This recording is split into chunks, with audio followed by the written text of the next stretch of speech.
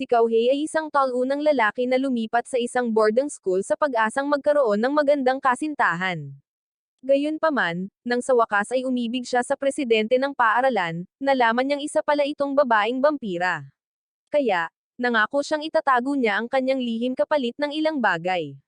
Nagsimula ang lahat nang dumating si Kauhei sa Shuchi Academy at sinalubong ng isang blonde na nagpakilala bilang si Erika, ang vice-presidente ng Student Council. Tila nasasabik siya, ngunit nang sandaling nakipagkamay si Kauhei sa kanya, ang kanyang kilabot na enerhiya ay nagpasigaw sa kanya at bumagsak siya sa lupa na halatang takot sa repellent.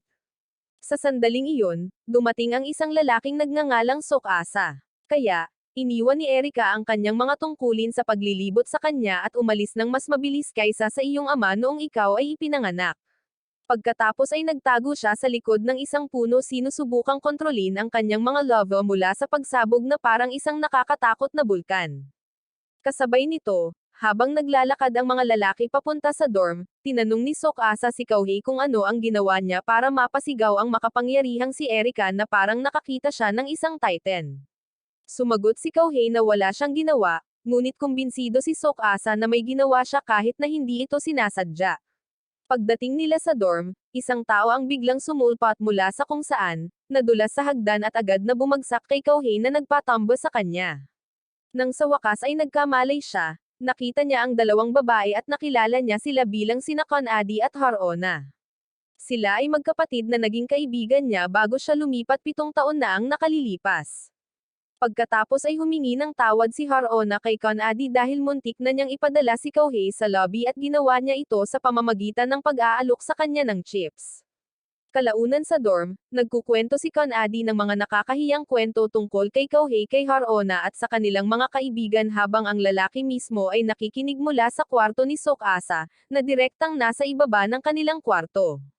Naantala ang kanyang mga gamit dahil sa problema sa ruta, kaya bukas palad na inalok ni Sok-asa sa kanya ang kanyang sahig para mag-upo.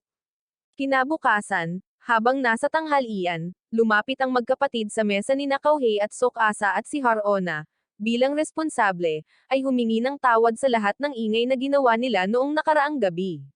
Sinabi niya na madalas silang magdaos ng mga tea party kasama ang kanilang mga kaibigan para magkumustahan, at iminungkahi ni Kanadi na ang kwarto ni Kauhei ang susunod na lugar dahil mayroon pa silang 7 taon na dapat pag-usapan. Habang nag-uusap pa sila, binigyan ni Kanadi si Kauhei ng mapa ng akademya at ipinaliwanag na inaasahang kukuha siya ng mga litrato ng lahat ng minarkahang lokasyon bago ang seremonya ng pasukan. Hindi niya ipinaliwanag kung bakit mahalaga ito, ngunit pagkatapos umalis sa cafeteria, sinimulan ni Kauhei ang misyon sa pagkuha ng litrato. Habang nasa hardin ng paaralan siya, nakasalubong niya ang isang babae na nagngangalang Shiro na sinusubukang manghuli ng kuneho. Para na siyang naglalaro ng live action na Whack-A-Mole. Kaya, tinulungan niya ito bago pa ito maging isa na namang Alice in Wonderland. Nagpasalamat si Shiro sa tulong nito. At habang nag-uusap sila, dumating ang tagapayo ng paaralan at sister ng dorm, si Sister Amaiki. Matapos siyang makilala, tumalikod na si Kauhei para umalis, ngunit tinawag siya ni Shiro at inalok na ihatid siya sa susunod niyang pupuntahan. Pagdating nila roon, inilabas niya ang kanyang kamera para kumuha ng litrato, ngunit naantala siya ng nakatatandang kapatid ni Shiro na si Sekihiro. Agad siyang nag-complex mode sa kanyang kapatid, ngunit umatras matapos ipaliwanag ni Shiro na tinutulungan niya si Kauhei. Di nagtagal pagkaalis ni Shiro, lumabas ng gusali si Yuri, ang presidente ng Student Council, at inanyayahan si Kauhei sa loob para sa tsaa. Naramdaman ni Kauhei na kakaiba na si Yuri, ngunit sinundan pa rin niya ito at nagulat nang makasalubong niya si Erika. Hindi masyadong natuwa ang babae na makita siya at agad na hinayla si Yuri palayo para pag-alitan ito. Pagkatapos niyang lumabas ng silid, humingi ng tawad si Yuri kay Kauhei at isiniwalat na kapatid niya talaga si Erika. Bago pa makabawi si Kauhei mula sa revelasyon na iyon, biglang lumapit ang ulo ni Yuri at sinabi sa kanya na umibig sa kanya si Erika sa unang tingin, na mas ikinagulat niya kaysa dati. Kalaunan, habang nasa changing room si Kauhei, hindi niya maiwasang mag-isip kung talagang ginugulo siya ni Yuri. Gayunpaman, habang papasok siya sa banyo at nagkomento kung gaano ito kalaki, nakasalubong niya si Erika na nakasuot ng birthday suit nito. Mabilis niyang sinubukang ipaliwanag na hindi niya tinutukoy ang mga asset nito, ngunit labis na nagalit at nahihiya ang babae, kaya hindi ito nakinig at sinampal siya. Lingid sa kanilang kaalaman, si Yuri ang nagpalitan ng mga kurtina sa banyo para akitin si Kouhei sa banyo ng mga babae. Nang ipaalala ni Sekihiro sa kanya na palitan muli ang mga kurtina bago pa mahuli ang iba sa kanyang patibong, nagkataong narinig ito ni Tsukasa. Kalaunan, natagpuan niya si Kouhei sa sala na hinahaplos ang kanyang mapula-pulang pisngi, at nang magtanong siya kung ano ang nangyari, sumugod si Konadi at tinawag si Kouhei na basurang tao dahil sa pagpasok sa banyo ng mga babae. Naglagay din ang mababang tao ng isang disciplinary sticker sa kanyang noo bilang parusa, ngunit bago pa man may pagtanggol ni Kouhei ang kanyang sarili, ibinahagi ni Tsukasa ang kanyang narinig sa banyo. Habang pinag-uusapan nila ang kalokohan kay Harona, nagkataong napadaan si Erika at narinig na ang kanyang kapatid ang may kasalanan. Kalaunan, habang naglalakad sina Kouhei at Tsukasa papunta sa kanilang mga silid, nilampasan sila ni Erika at sinabihan si Kouhei na magkita sila sa may puno ng Zelkova bukas. Nang wala na siya sa kanyang pandinig, isiniwalat ni Tsukasa na ang puno ay isang sikat na lugar para sa mga estudyante upang ipagtapat ang kanilang nararamdaman. Gulat na gulat si Kouhei, napaisip kung totoo nga bang sinasabi ni Yuri ang tungkol sa pag-ibig ni Erika sa kanya. Kaya, nagpasya siyang manatiling bukas ang isip habang kinakausap si Erika. Kinabukasan, bago tumungo sa puno, dumaan si Kouhei sa kapilya upang kumuha ng litrato dahil isa ito sa mga lokasyon sa mapa. Gayunpaman, nakarinig siya ng kakaibang mga tunog, kaya tumingin siyang muli at natagpuan si Yuri na umiinom ng dugo ng isang babaeng estudyante. Gayunpaman, sa hindi malamang dahilan, hindi niya ito masyadong inisip at nahuli sa lugar ng pagpupulong, ngunit hindi niya nakita si Erika. Kinabukasan, habang isinasagawa ang seremonya ng pasukan, nang umakyat si Yuri sa entablado, agad na bumalik sa alaala ni Kouhei ang eksena sa kapilya mula noong nakaraang araw, ngunit naniniwala pa rin siyang gumawa ang lalaki ng isa pang kalokohan sa antas Loki at tumangging masyadong isipin ito. Habang nagbibigay ng talumpati si Yuri, malakas na naghiyawan ang mga estudyante. At nang matapos niya silang pahangin, nagbigay daan siya sa tunay na bituin ng araw, si Erika. Sa sandaling umakyat siya sa entablado, mas malakas na hiyawan ang mga estudyante kaysa sa ginawa ng mga tagahanga ng bani sa kanilang world tour, na nag-iwan kay Kouhei na talagang natigilan sa kung gaano nila siya kamahal. Nang kumalma na silang lahat, sinimulan niya ang kanyang talumpati, kung paano niya handang hawakan ang kamay ng lahat kung sakaling makaramdam sila ng kalungkutan. Gayunpaman, bigla siyang nagbago ng pananaw at inilagay si Kouhei sa spotlight. Tinawag siyang isang talunan at masamang tao na mahilig magpasikat ng kanyang launcher. Agad na sinubukan ni Kouhei na ipagtanggol ang kanyang sarili, ngunit walang saysay ito dahil walang maniniwala sa kanya kumpara sa reyna ng kababaihan sa paaralan. Kahit sa klase, hindi interesado ang mga estudyante sa kanyang pagpapakilala, at nagmakaawa ang mga talunan sa kanila na sabihin sa kanila kung ano ang pakiramdam na makita ng personal ang gawa ng Diyosa ng asset. Pagsasabihan na sana sila ni Tsukasa nang buksan ng isang babae na nagngangalang Cozy ang pinto at pumasok. Agad na nawala ang vibe at pagkatapos niyang umupo, inutusan ng guro si Kouhei na umupo sa likuran niya. Habang papunta roon, ipinakilala ni Kouhei ang kanyang sarili sa kanya, ngunit hindi man lang siya nito tiningnan nang sumagot siya. Kalaunan, habang libre ang oras, nakatayo si Kouhei sa labas kasama sina Harona at Tsukasa, ngunit patuloy siyang tinatawag ng mga dumadaan bilang ang haring may pinag-aralan. Itinuro ng kanyang mga kaibigan na mananatili ang pangalang iyon ng ilang sandali, ngunit wala itong pakialam kay Kouhei dahil mas interesado siyang mapatawad siya ni Erika. Kaya, hinanap niya ito sa kanyang klase, ngunit hindi niya ito malapitan dahil pinalilibutan siya ng mga tao. Ang tanging pagkakataon niya ay pumunta sa opisina ng konseho ng mga estudyante pagkatapos ng klase, ngunit nakakandado ang gusali, kaya hindi niya alam ang gagawin. Pagkalipas ng ilang oras, habang inaayos ni Kouhei ang kanyang silid, nakarinig siya ng tunog sa kanyang balkonahe. Nang mag-imbestiga siya, nakita niya ang isang basket na ibinababa, at pagkatapos ay nagpakita si Konadi na ginagamit siya bilang unan ng tao. Hindi man lang siya humingi ng tawad habang papasok siya sa kanyang silid. Kaya, si Harona, nakabababa lang ng hagdan, ang gumawa nito para sa kanya.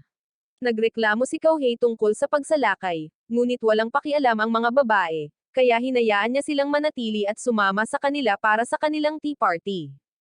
Pagkatapos ay hiniling ni Conady kay Kauhei na ibigay sa kanya ang mga larawan mula sa kanyang quest sa photography, at sa sandaling ginawa niya ito, masayang ipinahayag niya na sa wakas ay makakagawa na siya ng mga polyeto para sa mga bagong estudyante.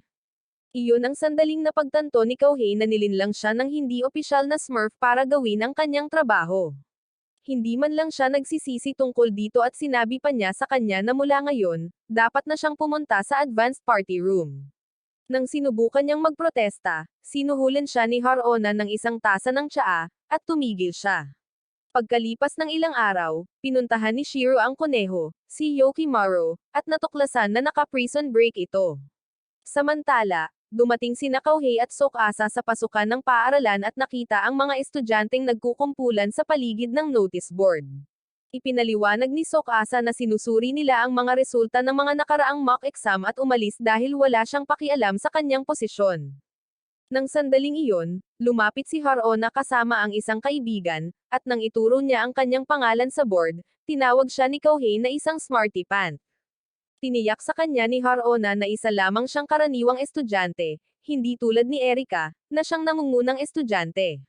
Bigla nilang narinig si Erika na nagsabing natalo na naman siya, at habang naglalakad siya palayo, ipinaliwanag ni Harona na kahit na si Erika ang nangungunang estudyante, hindi siya maaring maging cozy sa matematika. Maya-maya, habang nagsisimula ang klase, tinitigan ni Kauhei si Cozy. Naalala ang sinabi ni Harona tungkol sa pagpasa niya sa iba pa niyang mga asignatura sa borderline. Naniniwala siyang sinasadya ito ni Cozy, at bago pa man masimulan ni Kauhei na suriin ang mga dahilan, napansin niya si Yokimaru na tumatalon-talon sa labas.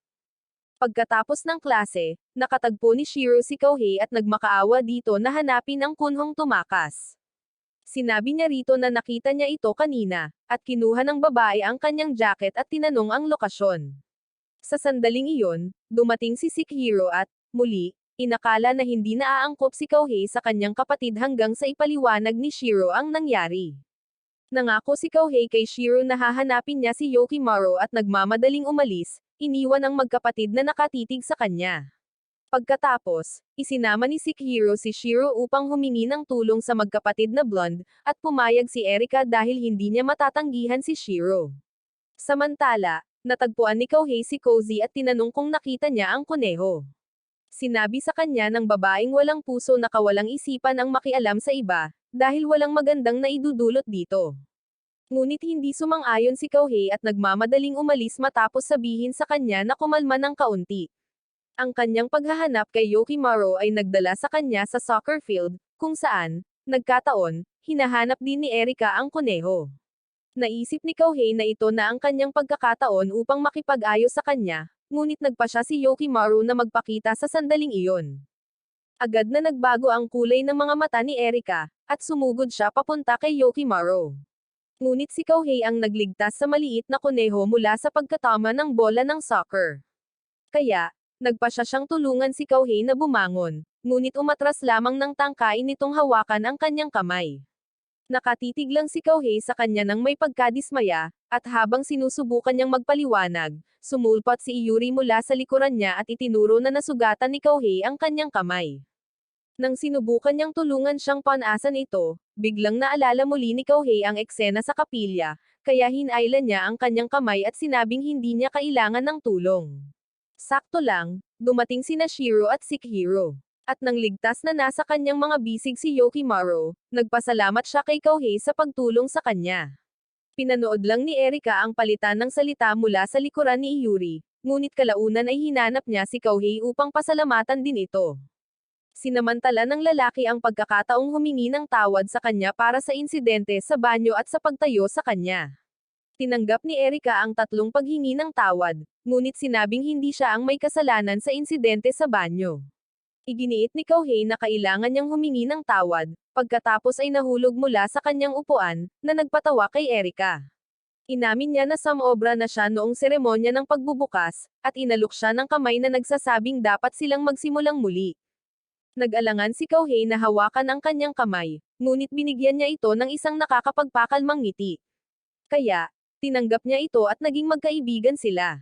Samantala, sa opisina ng konseho ng mga estudyante, ibinigay ni Sekihiro kay Iyuri ang mga resulta ng pagsusuri sa dugo na palihim nilang isinagawa kay Kouhei, at kinumpirma ni Iyuri kung bakit ganoon ang reaksyon ni Erika sa harap ni Kouhei. Pagkalipas ng ilang araw, habang naglalakad papuntang paaralan si Kouhei at ang barkada, kasama na si Erika, inanyayahan ni Conady si Erika na sumama sa kanila para sa kanilang susunod na tea party, at sinabi niya sa kanya na isasama niya si Shiro. Habang patuloy sila sa paglalakad, hindi itinago ng mga nakapaligid sa kanila ang kanilang inggit, dahil hindi nila maintindihan kung bakit nakikipagkaibigan ang mga maharlika sa hampas lupa. Sinimulan na silang kulitin ng kanilang mga kaibigan tungkol dito hanggang sa sinira ni Iyuri ang party at sinubukang mag-matchmaker. Sinabihan siya ni Erika na umalis na, at pagkatapos niyang umalis, humarap si Iyuri kay Kouhei at sinabing mukhang masarap ang leeg nito. Agad na umatras ang binata, itinuro na hindi siya interesado sa anumang sinusubukang simulan ni Iyuri, at pagkatapos ay nagmadaling sumama sa kanyang mga kaibigan. Pinanood lang siya ni Iyuri na umalis na may kaina-hinalang ngiti na nagpapatunay sa kanyang iniisip. Nang gabing iyon, natagpuan ni Kouhei si Conady sa sala na nanonood ng anime. At habang nag-uusap sila, dumating si Harona na may dalang basket para sa kanilang tea party. Biglang kumilos ang dalawa ng kakaiba nang tanungin niya kung bakit sila malapit sa isa't isa, ngunit nagpa siya siyang huwag itong pansinin. Kalaunan, nagtipon silang lahat sa kwarto ni Kouhei, at nang dumating si Erika kasama si Shiro, itinuro nila na ang kwarto ni Kouhei ay kasing simple ng kanyang mukha. Tinanong ni Shiro kung maaari niya itong palamutian ng mga bulaklak, ngunit tumanggi si Kouhei, sinabing hindi siya interesado na maging matalik na kaibigan ng isang bubuyog. Sinubukan ni Erika na magmungkahi ng iba pa, ngunit nag-ambala siya nang mapansin niya si Harona na kumukuha ng mga tasa ng tsaa mula sa kanyang basket. Matapos niya itong tulungan na magayos, opisyal na nagsimula ang tea party, at nagkaroon sila ng ilang tawanan. Bigla, inanunsyo ni Conady na mamimili sila para bumili ng mga gamit para sa kwarto ni Kouhei at para mapalalim ang kanilang pagkakaibigan. Walang nakipagtalo or tumanggi, kaya kinabukasan, magkasama silang pumunta sa downtown at ginugol ang buong araw sa pamimili. Nang gamabi, pumunta sila sa tabing dagat, at habang sinusubukang tanggayan ng tubig si Conady, kinausap ni Erika si Kouhei. Sinabi niya na nasiyahan siya sa araw na iyon, at inamin ni Kouhei na mas masaya ito kaysa sa inaakala niya. Nang banggitin niya na natutuwa siyang pinili niyang bumalik sa isla, tiniyak sa kanya ni Erika na kung mananatili siya sa piling nito at sa mga tauhan, magkakaroon siya ng maraming masasayang alaala na may kukwento sa kanyang mga apo. Gayunpaman, binalaan siya nito na mag-ingat sa tabi ni Iyuri, na sinasabing ang lalaki ay hindi lamang isang mahilig sa mga prank. Nang sumunod na linggo, pagdating ni Kouhei sa paaralan, natakot siya kay Iyuri, na nang-asar sa kanya dahil sa pagiging matatakutin. Nang sinubukan ni Kouhei na lumayo, pinigilan siya ni Iyuri at hiniling na pumunta sa silid ng konseho pagkatapos ng klase. Pagkatapos ay lumayo siya, naiwan si Kouhei na nagtataka kung ano ang pinaplano ng lalaki sa pagkakataong ito. Gayunpaman, dumating siya sa silid ng konseho pagkatapos ng klase ayon sa itinagubilan at nagulat nang malaman niyang tinawag siya ni Iyuri para maglaro. Sinabi ni Iyuri na ito ang pinakamahusay na paraan para magkakilala sila. Bago pa man makasagot si Kouhei, naglagay si Shiro ng isang tasa ng tsaa sa harap niya, dahilan para ngumiti siya rito.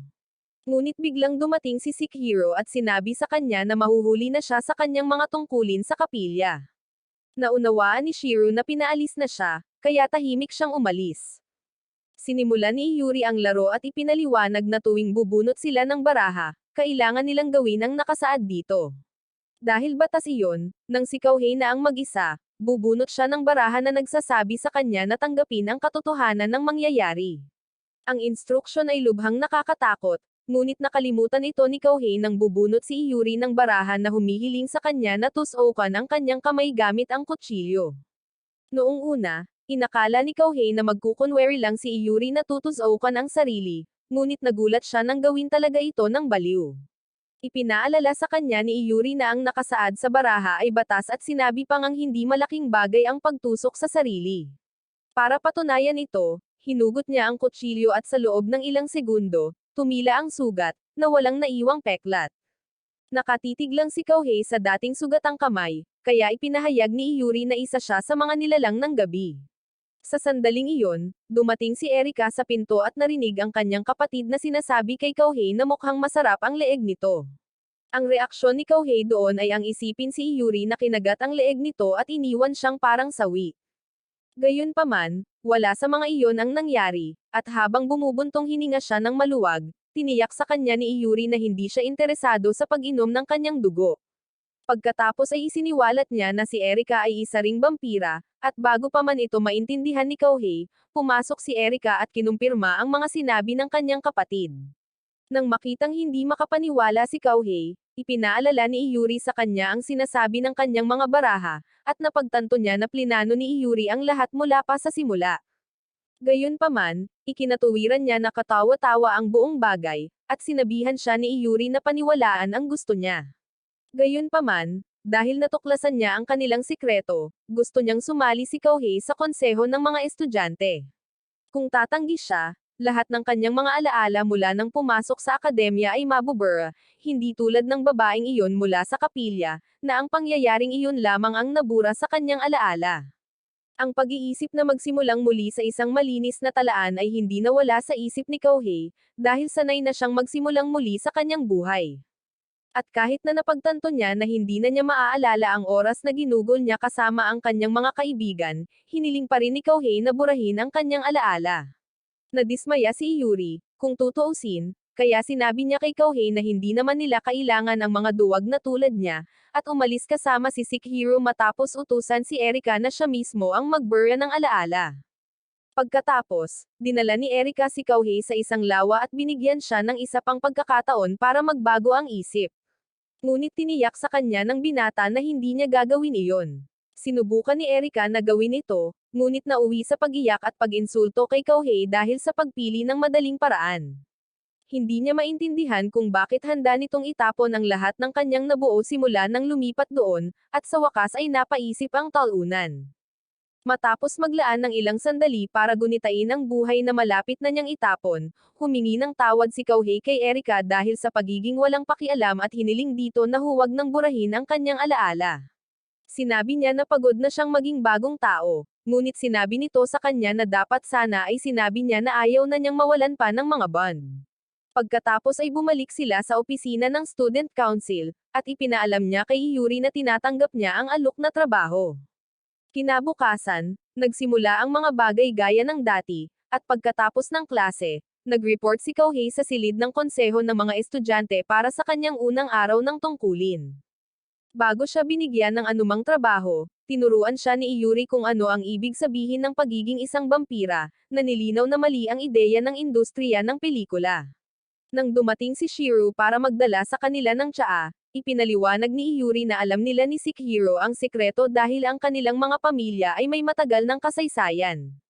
Pagkatapos ay ipinagpatuloy niya ang kanyang crash course sa mga vampira, sinabi kay Kouhei na ang tanging tama sa Balaywod ay ang mga vampira ay napakalakas, lumalaban sa sakit, at immortal.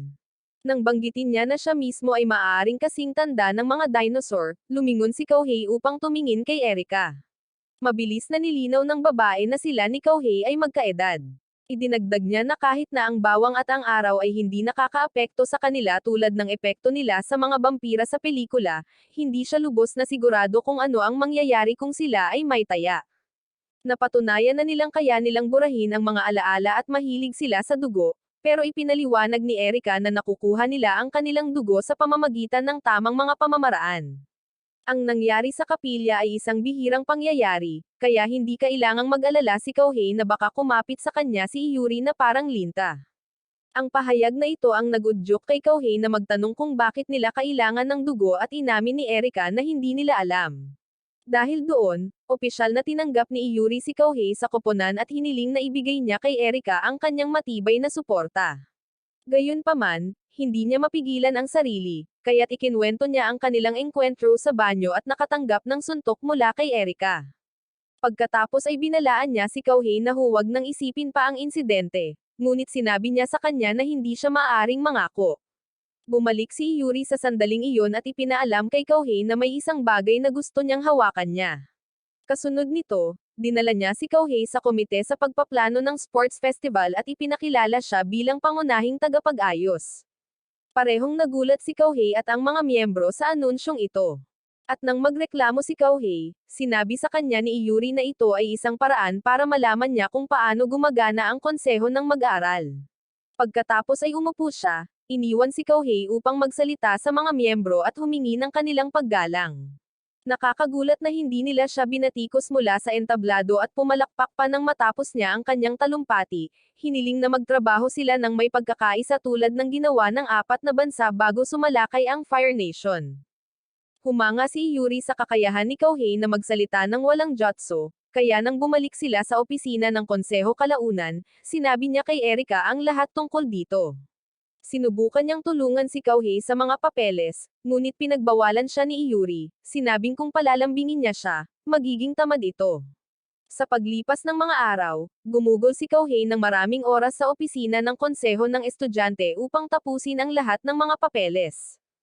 Gayunpaman, isang gabi, nang dumaan sina Kanadi, Harona, at Tsukasa para sa kanilang tea party, natagpuan nila si Kauhei na nawalan ng malay at may mga papeles na nakakalat sa lahat ng dako.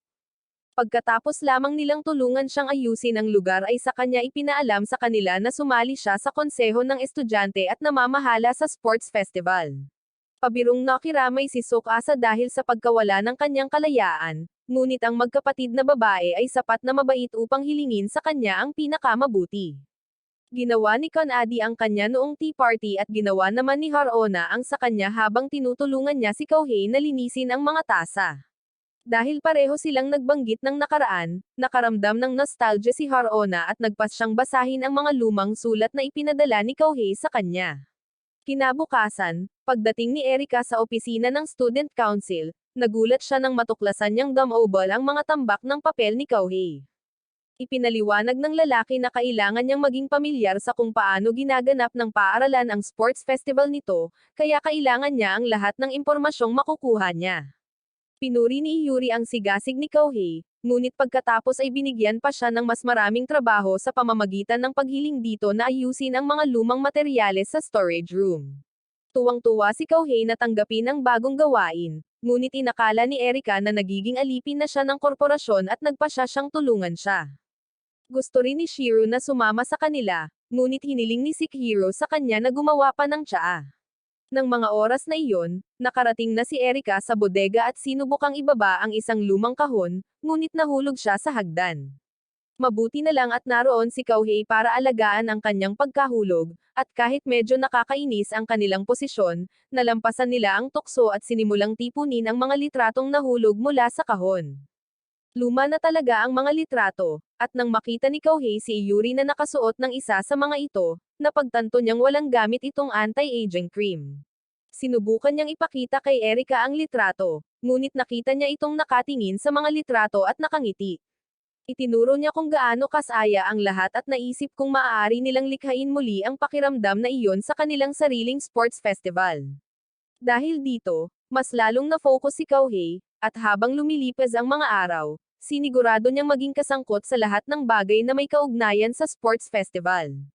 Sinabi ni Shiro kay Erika na hinangaan ng lahat ng kanyang mga kaklase ang pagiging proactive ni Kauhei, at idinagdag ni Iyuri na ang motto ng lalaki ay, para magkaroon ng mas magandang buhay sa paaralan ang lahat.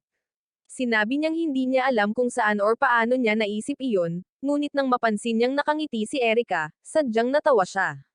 Nang araw ding iyon, habang isinasagawa ni Kauhei ang programa ng pista habang tanghalian, sumama sa kanyang mesa sina Kanadi at Harona, kaya hiniling niya sa kanila na magmungkahi ng mas maraming masasayang kaganapan. Sinimulan ni Kanadi na pag-usapan ang kanyang mga mungkahi, ngunit hindi pinansin dahil puro pagpapahirap ang mga ito. Walang maimumungkahi si Harona at inalok na lang si Kauhei ng honey juice, na sinasabing mukhang stressed siya.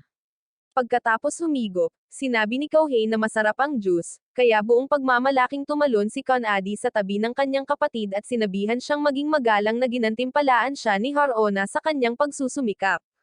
Bigla, may pumasok na ideya sa kanyang isipan. Kaya, sa susunod na pagpupulong ng komite, iminungkahi niya na makipag-ugnayan sa mga lokal na vendor upang isponsor ang pista at magbigay ng mga regalo sa mga nanalo sa kaganapan. Iminungkahi rin niya na imbitahan ang mga taga-isla na dumalo sa pagdiriwang, ngunit hindi sa tingin ng mga miyembro ng komite ay maganda ang kanyang mga ideya dahil hindi pa ito nagagawa noon. Si Shiro, na nakikinig sa may pintuan, ay naawa kay Kouhei. Kaya, nang magpasya si Kouhei na pumunta sa bayan ng mag-isa upang maghanap ng mga sponsor, iginiit niyang sumama sa kanya. Dahil doon, lahat ng tindero na kanilang nakausap ay pumayag na maging sponsor. Lumabas na ang pamilya ni Shiro ay kilalang kilala sa isla, kaya mahal at iginagalang sila ng lahat. Buong buhay din niya ang ginugol sa isla, kaya alam niya kung paano gumagana ang mga bagay-bagay at kung ano ang sasabihin sa mga tao. Nagpasalamat si Kouhei sa tulong at nangakong bibigyan siya ng isang paglilibot sa labas ng isla balang araw, na labis niyang ikinatuwa.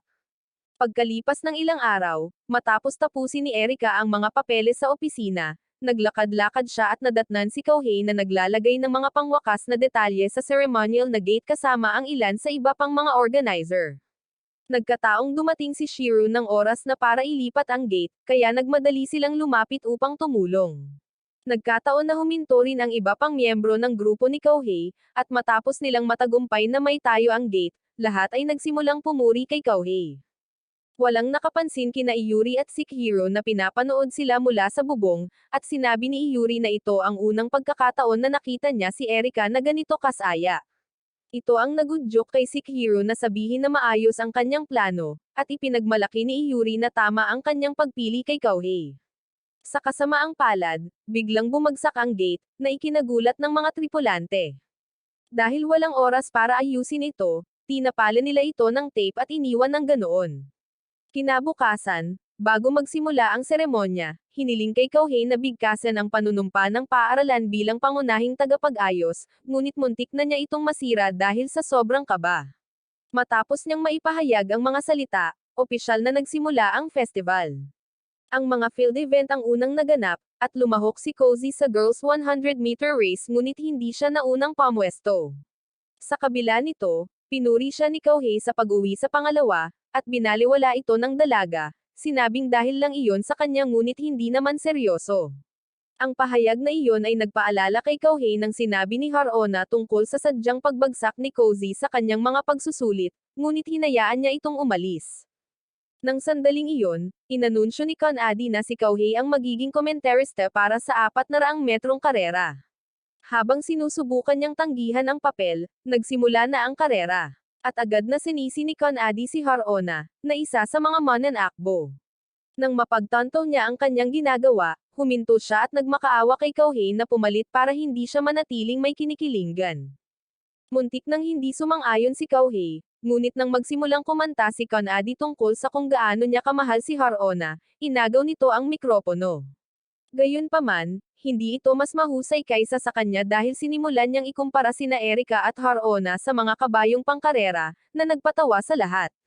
Sa kasamaang palad, hindi naintindihan ni Erika ang biro. Kaya, pagkatapos ng karera, sinugod niya ito at pinabagsak ng mabilis. Naging komedya ang buong eksena, kaya nagtawanan pa rin ang lahat. Pagkatapos ng lahat ng iyon, nagpatuloy ang mga pangyayari, at ibinuhos ng mga estudyante ang lahat ng kanilang pagsisikap hanggang sa oras ng tanghalian. Maraming pagkain ang inihanda ni Harona, kaya niyaya niya si Kouhei at ang iba pa na sumama sa kanya. Habang kumakain sila, binanggit ni Conady ang nalalapit na three-legged race at sinimulang kulitin si Kouhei, na sinasabing ikakasal na ito kay Harona. Sinabihan siya ni Kouhei na tumigil sa pagsasalita ng kalokohan, ngunit hindi siya pinansin ng babae at nagsimulang magdaldol tungkol sa mga walang kaugnayang bagay.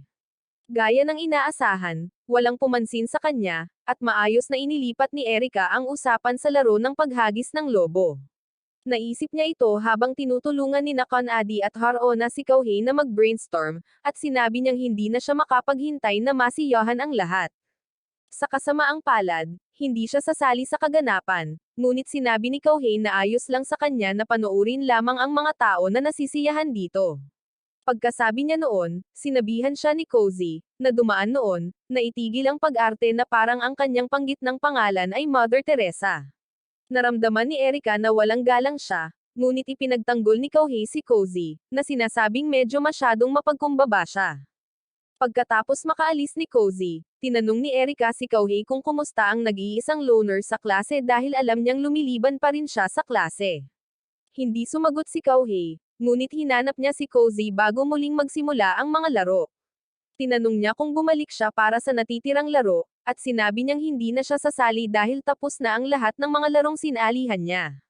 Nang marinig ito, inamin ni Kauhei na hindi niya inaasahan na sasali siya sa anumang kaganapan, ngunit sinabing medyo nakakalungkot na makitang dumidistansya siya sa kanilang mga kaklase.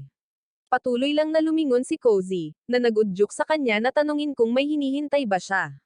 Nang hindi sumagot si Cozy, sinubukan niyang magsalita, ngunit naputol ang sasabihin nang marinig niya ang pangalan niya sa intercom. Kaya, tumalikod siya para umalis, hinikayat si Cozy na bumaba sa field at makisali sa kasiyahan. Nang magsimula ang laro ng paghahagis ng bola, ipinaalam kay Kauhei na ang natitirang mga regalo ay hindi sapat para sa lahat ng natitirang mga kaganapan. Nagkaroon ng kaunting kalituhan, at humingi ng paumanhin ang mga responsable, ngunit hindi nila alam ang gagawin. Bilang nangungunang tagapag-ayos, kinailangan ni Kauhei na mag-isip ng mabilis, at kalaunan ay naisip niya na bigyan ang mga nanalo ng mga voucher upang makuha ang kanilang mga regalo sa ibang araw. Dahil ito ay isang huling minutong bagay, ang mga voucher ay kailangang iguhit ng mano-mano. At pagkatapos ay sumama siya sa 2 pang tao upang makipag-usap sa mga sponsor tungkol sa pagbibigay sa kanila ng mas maraming regalo. Nang marinig ng mga sponsor ang nangyayari, masayang sumang-ayon silang magbigay ng mga regalo dahil lahat sila ay nasisiyahan sa kaganapan. Samantala, ang laro ng paghagis ng lobo ay patuloy pa rin. Ginamit ni Iori ang pagkakataong mag-aura farm gaya ng dati. Ginampanan ni Sekihiro ang pagiging mapagtanggol na kuya. At muntik ng damyugo ang ilong ng mga lalaki dahil naging see-through ang basa niyang damit. Napahiya siya ng husto kaya't pinatakan niya ng mga discipline sticker ang lahat ng mukha nila para tumigil. Habang nagpapatuloy ang kaguluhan, nagmadali si Harona para kumuha ng mas maraming lobo, ngunit natisod siya at nabaluktot ang kanyang bukong-bukong nang matapos ang laro. Dahil sa pinsalang iyon, hindi siya nakasali sa 3-legged race kasama si Kauhei. Habang sinusubukan nilang maghanap ng kapalit, nakita ni Kauhei si Cozy na naglalakad palapit at nagmadaling lumapit para hilingin na maging partner niya.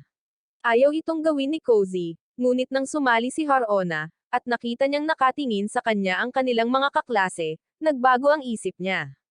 Gayunpaman, nilinaw niya na hindi siya mananagot sa magiging resulta. Upang maghanda para sa karera, tinirintes ni Harona ang buhok ni Cozy, at inamin na matagal na niyang gustong maging kaibigan niya ito. Ngunit dahil si Cozy ang residenteng reyna ng yelo, hindi siya nang ahas na lumapit sa kanya. Hindi alam ni Cozy kung paano sasagot, kaya tinanong niya kung gaano katagal ang pagtitirintes. Maya-maya pa, nagsimula na ang karera, at habang ang ilang pares ay maagang natamba, nagpatuloy sina Kauhei at Cozy. Madaling nanguna sina Erika at ang kanyang kapareha, ngunit sinabi ni Kauhei kay Cozy na kailangan nilang makahabol at manalo. Nang makarating sila sa huling balakid, kinalas ni Kauhei ang mga lubod na nakatali sa kanilang mga binti upang makalusot si Cozy sa pansamantalang silid bihisan. Nang muli siyang lumabas, nakasuot siya ng kasuotan ng dalaga na may cat-eared at agad na natuwa ang lahat sa kanyang kagandahan. Si Harona ay isang exception dahil hindi siya lubos na natuwa na niluwagan ni Cozy ang kanyang mga tirentas. Nang sandaling iyon, lumabas si Erika na nakasuot ng napakalaking kasuotan ng pato. Alam niyang kagagawan iyon ni Iori, ngunit wala siyang magagawa tungkol dito. At nang sinubukan niyang maglakad, natamba siya. Nang makita ito, hinawakan ni Kauhei ang kamay ni Cozy at tumakbo patungo sa finish line, sinigurado ang unang pwesto para sa kanilang klase. Dahil doon, natapos ang festival at habang paalis ang mga tao, narinig sila ni Erika na sinabing masaya ang kaganapan. Habang pinupuri siya ng mga kaklase ni Kauhei dahil sa kanyang pagkauna, hinanap siya ni Iori at ng iba pang miyembro ng student council. Binati siya ni Iori sa matagumpay na pagkumpleto ng isang kaganapan at ginantimpalaan siya ng susi sa council room, kahit na sa una ay sinabi niyang para ito sa kanyang silid. Habang nakatitig si Kauhei sa susi, may ilang miyembro ng planning committee ang lumapit para agawin siya. Gayunpaman, tinawagan niya si Erika at sinabing hindi naman ganoon kahirap ang pagiging miyembro ng council at sumagot ito na hindi pa niya nakikita ang kalahati nito. Pagkalipas ng ilang araw, nakasalubong ni Kohei si Harona habang naglalagay ito ng mga flyer na humihingi ng mga voluntaryo para sa Community Service Month. Tinanong niya kung tutulong pa rin ang Student Council gaya ng ipinangako nila, ngunit walang ideya si Kohei kung ano ang kanyang sinasabi. Hindi man ito nabanggit ni Iori sa kanya, hindi ito ikinabahala ni Kohei at sinabing tutulungan niya itong maglagay ng mga natitirang flyers.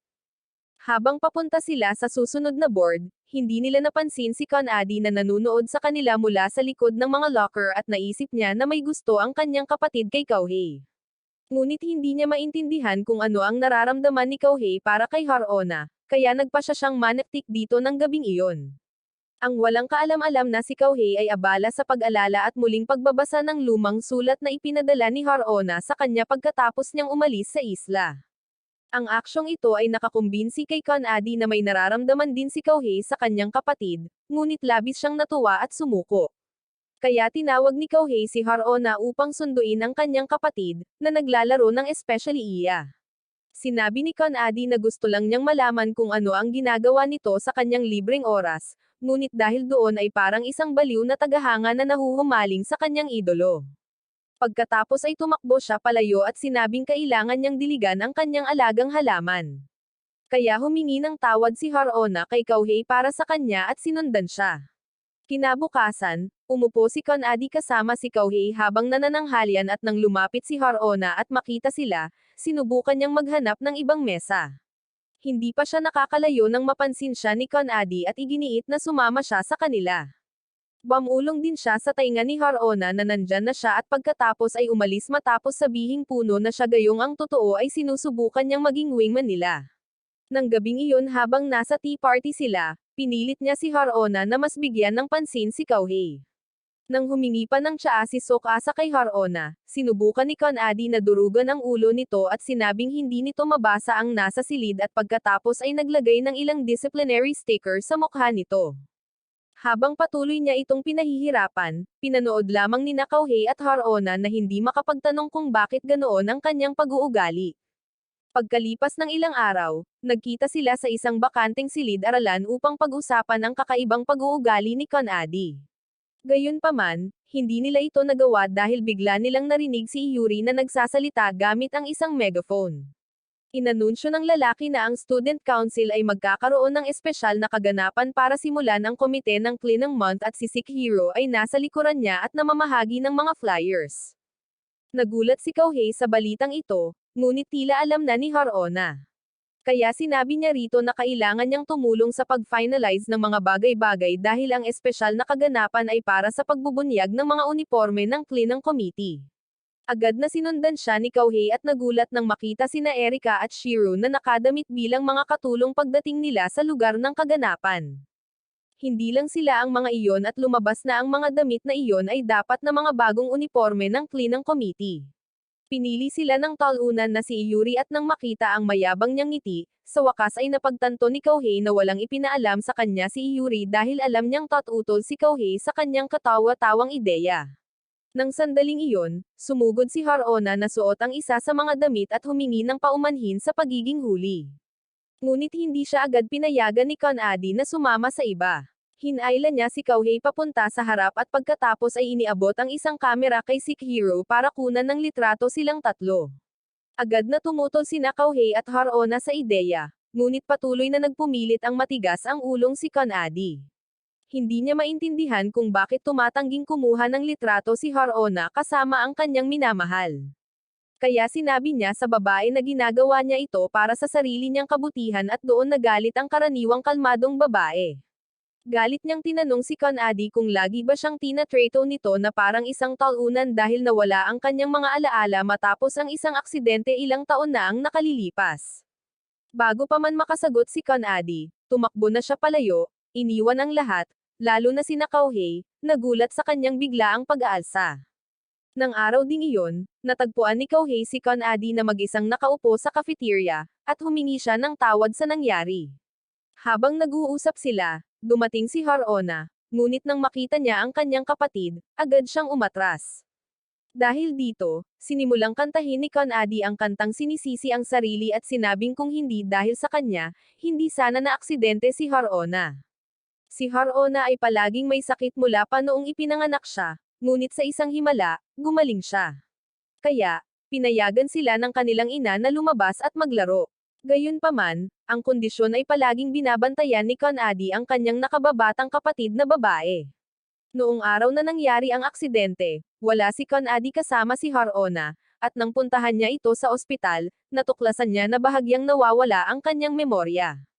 Alam pa rin niya kung sino ang kanyang pamilya, ngunit lahat ng alaala niya kay Kauhei ay naglaho na parang avatar, kaya naman tumigil siya sa pagpapadala ng mga sulat dito. Matapos makinig sa lahat ng sasabihin ni Conady, nagpa siya si Kauhei na pakinggan ang bersyon ni Harona, kaya't inilabas niya ito noong katapusan ng linggo. Habang nasa isang kafe sila, inulit niya ang kwento ni Conady kay Harona, kasama na ang bahagi kung saan sinisi niya ang kanyang sarili sa aksidente. Nakakagulat, sinabi ni Harona na hindi niya kailanman sinisi si Conady sa nangyari sa kanya. Hindi rin siya galit dito dahil sa pagiging overprotective at kung minsan ay labis na mapagmataas. Ang ikinagagalit niya ay ang palaging pagpapabeya ni Conady sa kanyang sarili, at hiniling niya na sana'y tuluyan ng mawala ang kanyang pagkakasala at maging masaya. Matapos makinig sa lahat ng kanyang sasabihin, sinabi ni Kauhei kay Harona na ang tanging solusyon ay ang sabihin kay Conady ang tunay niyang nararamdaman. At sumang-ayon si Harona. Nang gabing iyon, dinala ni Kauhei si Conady sa puno ng Zelkova para sa isang heart-to-heart na pag-uusap kasama ang kanyang kapatid. Sa panahon ng diskusyon, inamin ni Harona na sa tuwing siya ay nakakulong sa ospital, nagseselos siya kay Conady dahil nakakapaglaro at nakakapag-aral si Conady. Gayunpaman, hindi niya ito kailanman kinamuhian, at kahit na pagkatapos ng kanyang aksidente, hindi niya kailanman sinisi si Conady dahil hindi niya kasalanan iyon. Pagkatapos ay nagmakaawa siya kay Conady na simulan ang kanyang sariling buhay at itigil ang pag-aalaga sa kanya bawat 5 segundo. Matigas ang ulong tumanggi si Conady, sinabing gusto niyang bumawi sa lahat ng pagkakataong hindi niya naalagaan si Harona noong sila ay lumalaki. Nang marinig ito, ipinaalala ni Harona kay Conady na malaki na siya ngayon at sinabi sa kanya na kung talagang gusto niyang maging masaya ito, kailangan niyang simulan ang pag-unahin ang kanyang sarili. Ang pahayag na ito ay sapat na upang pigilan ang anumang argumento ni Conady. Kaya, nangako ang mga babae na mamumuhay ng maligaya ng magkasama. Upang silyuhan ang pangako, nagyakap sila ng may luha. At nang maghiwalay sila, ibinigay ni Kauhei kay Harona ang huling liham na isinulat niya sa kanya. Sa liham, tinanong niya kung ayos lang na patuloy na magpadala sa kanya ng mga liham kahit na hindi na niya ito maalala. Matapos itong basahin, inamin ni Harona na ipinadala niya ang liham dahil sa desperasyon na maibalik ang kanyang mga alaala, ngunit hindi niya ito ginawa. Sinabi sa kanya ni Kauhei na hindi mahalaga iyon dahil maaari silang laging gumawa ng mga bago, at sumang-ayon ang magkapatid. Dahil doon, hinarap nila ang puno at hiniling na sana ay patuloy silang gagawa ng mga alaala ng magkasama sa mahabang panahon. Nang sumunod na katapusan ng linggo, si Yuri, ang modernong tagapag-alaga ng alipin, ay nakaupo sa silid ng konseho ng mga estudyante at nagbabasa ng isang magazine na kinuha niya kay Erika. Kasabay nito, naghanda si Kauhei para sa isang huling minutong kaganapan sa pool na napagpasyahan ni Yuri. Nang magreklamo si Kauhei tungkol sa kung gaano ka-stressful ang paghihanda ng lahat, umakto si Yuri na parang tumigil sa paggana ang kanyang mga tainga. Pagkatapos ay nagsimula siyang magbasa ng mga linya mula sa magazine, at nang mapadpad siya sa seksyon ng horoscope, sinabi niyang gusto niyang suriin kung magkatugma sila ni Sekihiro. Sinabi sa kanya ni Sekihiro na hindi niya kailangan ng horoscope para kumpirmahin sa kanya na sila ay magkapareha sa limbo.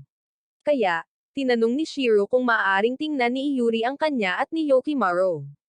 Nangako si Yuri na gagawin iyon mamaya at pagkatapos ay hiniling kay Kauhei ang kanyang kaarawan para masuri niya ang kanyang pagiging magkatugma kay Erika. Tumanggi si Kauhei, ngunit hinahanap na ni Yuri ang kaarawan ni Erika, at nang banggitin niyang ika-7 ng Hunyo, napagtanto ni Kauhei na magkatugma ang petsa ng araw na iyon. Maniwala ka man or hindi, ang talunan na si Yuri ay hindi man lang mukhang nababagabag. At nang tanungin ni Kauhei kung paano niya nakalimutan ang kaarawan ng sarili niyang kapatid, sinabi niyang hindi naman mahilig ang kanilang pamilya sa mga kaarawan. Naisip ni Kauhei na katawa-tawa ito dahil naniniwala siyang lahat ay karapat-dapat na ipagdiwang ang kanilang bagong edad. Ngunit, Tiniyak sa kanya ni Yuri na kahit si Erika ay walang pakialam.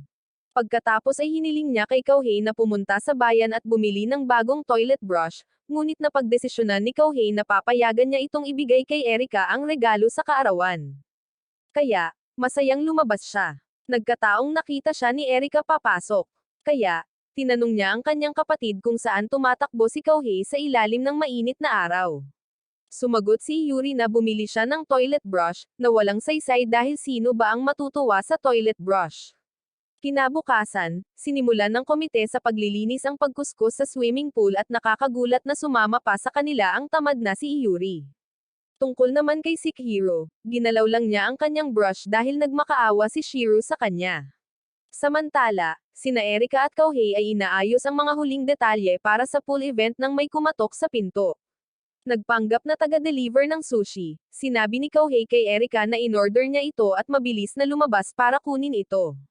Ngunit si Tsukasa pala ang nasa kabilang panig at may hawak na gift box. Habang inaabot niya ito kay Kouhei, sinabi niya rito na inaasahan niyang babayaran siya ng 2 linggong pananghalian dahil sa paggamit sa kanya bilang errand boy. Pagbalik ni Kouhei sa opisina, ipinakita niya ang gift box kay Erika, ngunit nagduda ang babae at tinanong kung siya ang nag-ayos nito. Ipinaalala ni Kouhei sa kanya na hindi Yuri ang pangalan niya. Kaya, binuksan niya ang kahon at nagulat nang makita ang isang basket ng mga bulaklak. Pagkatapos ay sinabi ni Kouhei, maligayang kaarawan. Ngunit ilang segundo ang lumipas bago niya napagtanto na ang mga bulaklak ay para sa kanya.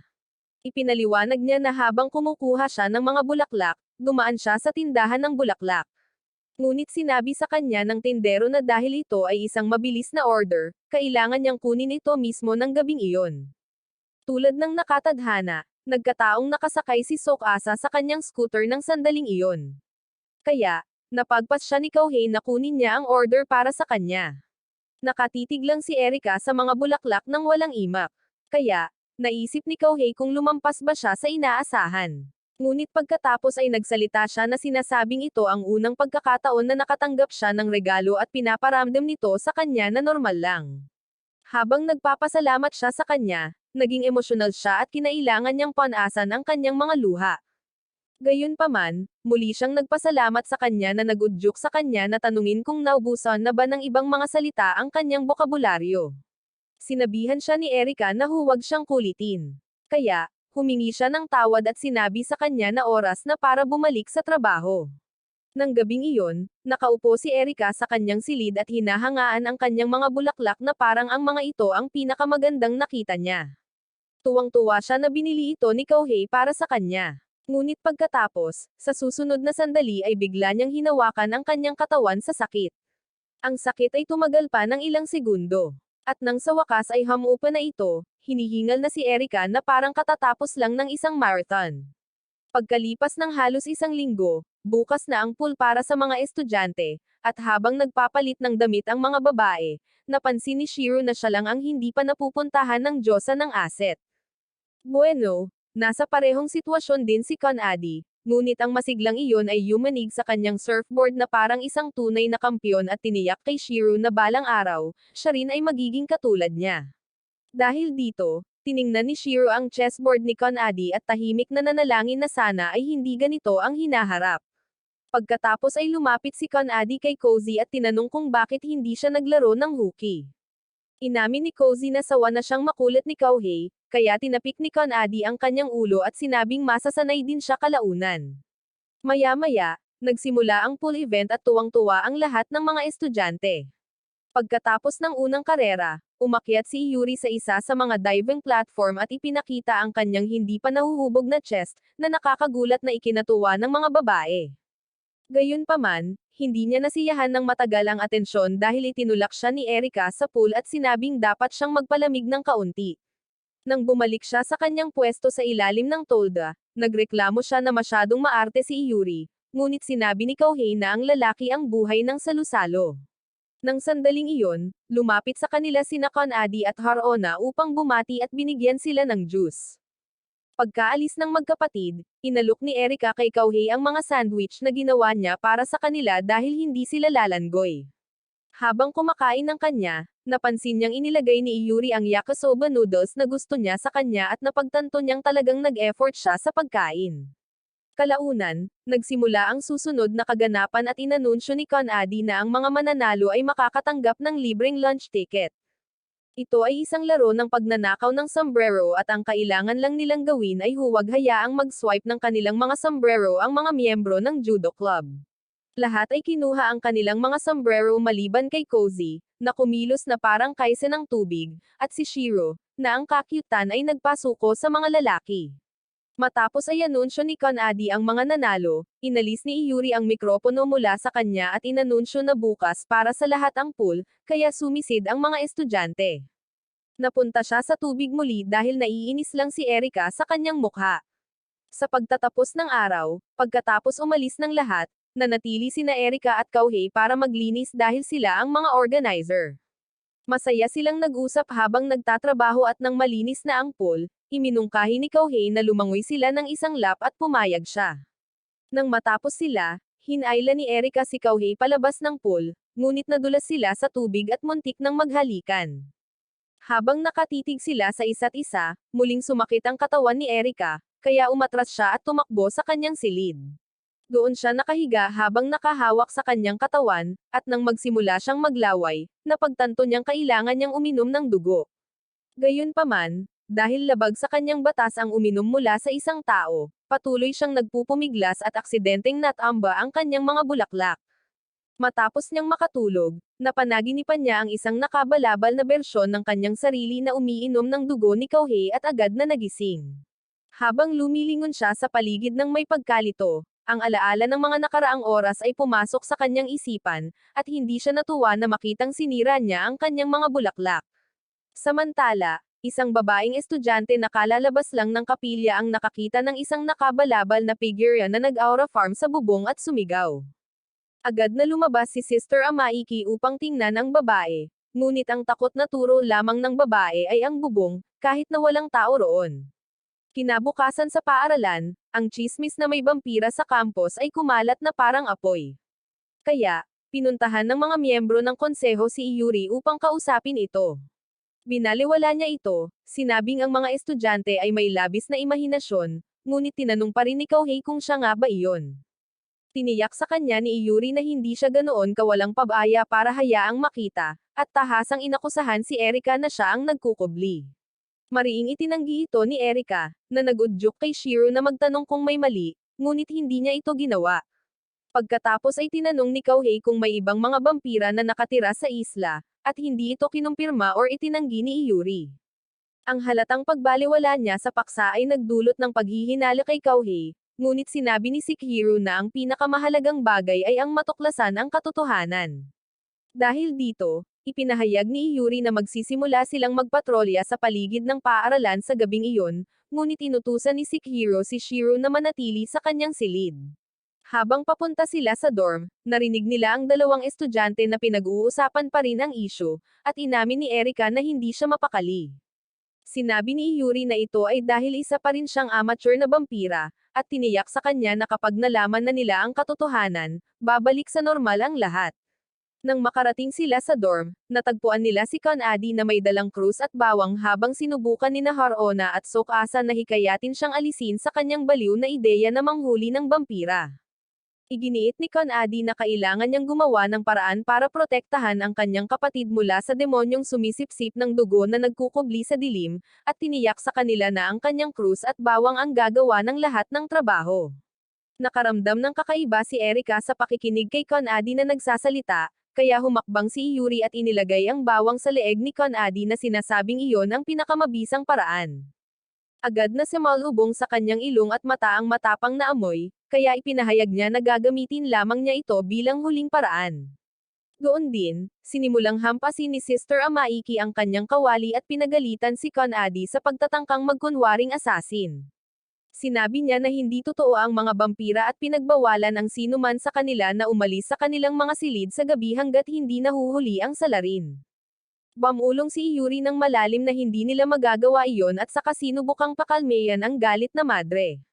Ngunit napansin ni na Erika at Kouhei ang senyales na ginawa niya sa likuran niya.